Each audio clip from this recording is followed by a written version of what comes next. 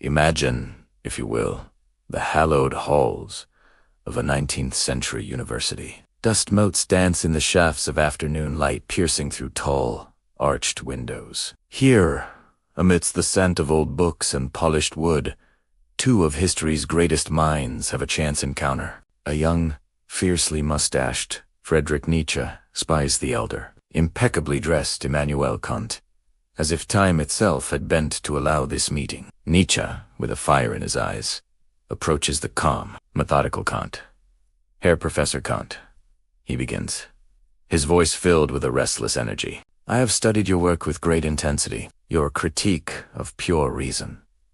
A monumental cage for the human spirit. You build these vast systems of morality, these categorical imperatives, as if truth were a fixed star in the heavens. But I ask you, whose truth?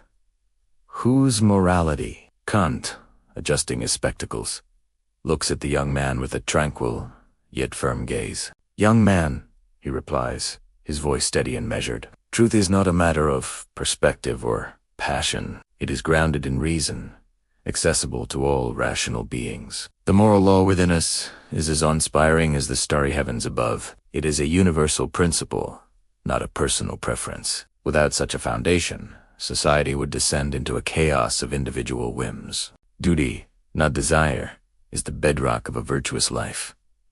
Nietzsche lets out a short, sharp laugh. "Duty?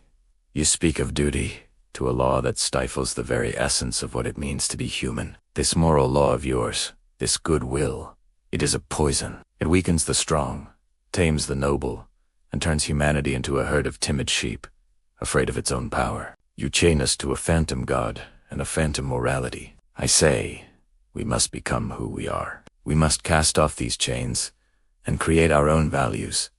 Live beyond your prescribed good and evil.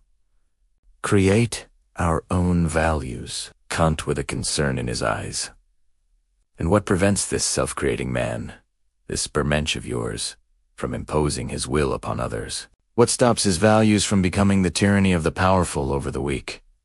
Your philosophy celebrates the abyss. Mine builds a bridge over it. A bridge of reason and universal respect for every individual as an end in themselves, never merely as a means."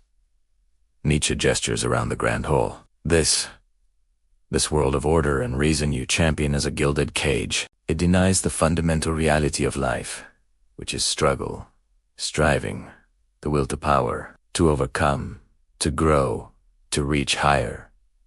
Your kingdom of ends is a tranquil dream for the weary. I seek a life for the awake, the daring, those who can dance on the edge of that very abyss you fear. God is dead, Herr Kant, and we have killed him. Now we must become gods ourselves to be worthy of the deed."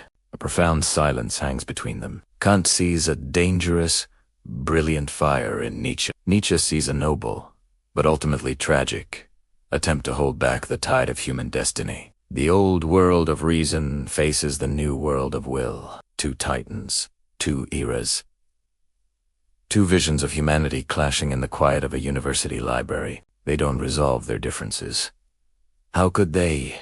But in their imagined debate, we see the very questions that continue to shape our world today. What do you think? Are we bound by a universal moral law? Or are we destined to create our own meaning in a godless world? Let us know your thoughts in the comments below. If you enjoyed this journey into the minds of giants, please like this video and subscribe for more philosophical explorations. Thanks for watching.